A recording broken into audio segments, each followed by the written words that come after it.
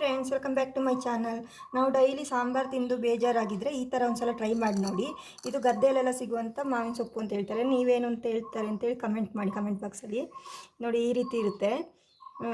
ಮಾವಿನ ಸೊಪ್ಪು ಅಂತ ಹೇಳ್ತೀವಿ ನಾವು ಇದನ್ನು ಮೊಸರು ಸಾಸಿವೆ ಮಾಡೋಣ. ಹೇಗೆ ಮಾಡೋದಂತ ನೋಡೋಣ ಬನ್ನಿ.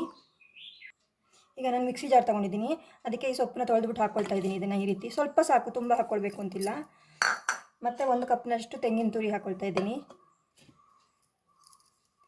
ಮತ್ತು ಅದಕ್ಕೆ ಸ್ವಲ್ಪ ಗಾಂಧಾರಿ ಮೆಣಸು, ನೀವು ಬೇಕಾದರೆ ಹಸಿಮೆಣಸಿನ್ಕಾಯಿ ಹಾಕ್ಕೊಳ್ಬೋದು.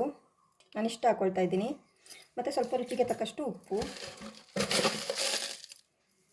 ಇಷ್ಟು ಹಾಕಿ ಈಗ ಇದನ್ನು ಮಿಕ್ಸಿ ಮಾಡ್ಕೊಳ್ಳೋಣ. ಈಗ ಇದು ಮಿಕ್ಸಿ ಮಾಡಿದಾಗಿದೆ. ಇದು ನಾನು ಬೌಲಿಗೆ ಶಿಫ್ಟ್ ಮಾಡ್ಕೊಳ್ತೀನಿ. ಈಗ ನಾನು ಇದಕ್ಕೆ 1 ಗ್ಲಾಸ್ನಷ್ಟು ಮಜ್ಜಿಗೆ ಹಾಕ್ಕೊಳ್ತಾ ಇದ್ದೀನಿ. ನೀವು ಮೊಸರು ಹಾಕ್ಕೊಳ್ಳೋದಾದರೆ ಅದು ಚೆನ್ನಾಗಿರೋದಿಲ್ಲ, ಮಜ್ಜಿಗೆನೇ ಚೆನ್ನಾಗಿರುತ್ತೆ. ಹುಳಿ ಇದ್ದರೆ ನೋಡ್ಕೊಂಡು ಹಾಕ್ಕೊಳ್ಳಿ. ಈಗ ಒಗ್ಗರಣೆಗೆ ಇಟ್ಕೊಂಡಿದ್ದೀನಿ. ಅದಕ್ಕೆ ಸ್ವಲ್ಪ ಸಾಸಿವೆ ಮತ್ತು ಸ್ವಲ್ಪ ಒಣಮೆಣಸಿನ್ಕಾಯಿ ಹಾಕ್ಕೊಳ್ತಿದ್ದೀನಿ, 1-2. ಈಗ ಅದಕ್ಕೆ ಒಗ್ಗರಣೆ ಹಾಕೊಳ್ಳೋಣ. ಈಗ ಮಾವಿನ ಸೊಪ್ಪಿನ ಮೊಸರು ಸಾಸಿವೆ ರೆಡಿಯಾಗಿದೆ.